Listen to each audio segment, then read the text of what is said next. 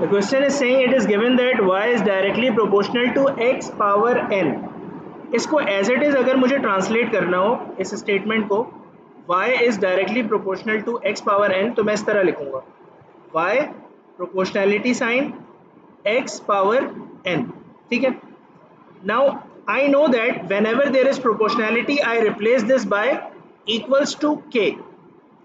So y equals k x power n. This is the basic equation. Now read the question carefully. Question is saying write down the value of n. हमें n की value find करनी है when y metre square is the area of a square, यानी वो कह रहे हैं कि y का मतलब है area of a square, and length x meters.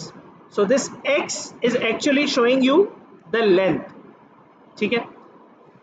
हमें ये पता है कि स्क्वायर के एरिया का फॉर्मूला क्या होता है, a equals L square. This is the formula of squares area. Now in place of a they are saying a is represented by y. a को वो एरिया को y से शो कर रहे हैं और लेंथ को x से शो कर रहे हैं. ठीक है. So I can say that y is equals to X square, यानी y एरिया हो गया, x लेंथ हो गई.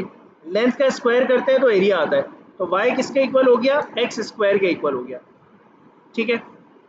Now y is equals to X square and y is also equals to K X power n. अगर मैं इस y को replace कर दूं के एक्स पावर n से, तो एक ही बात है, बिकॉज y इक्वल है के एक्स पावर n के. Both things are equal. ठीक है. तो मैं y की जगह के एक्स पावर n लिख दूंगा. ठीक है. So K X power n will be equals to x power 2. Now focus, इस n की जगह क्या लिखा हुआ है यहाँ पर, 2, x power n and this is x power 2. So n की जगह 2 लिखा हुआ है, तो आई can say that n is equals to 2. This is the answer of part 1. The requirement of the question was to find the value of n. तो हमने n की value निकाल ली, that is 2. In part 2 it is saying y का मतलब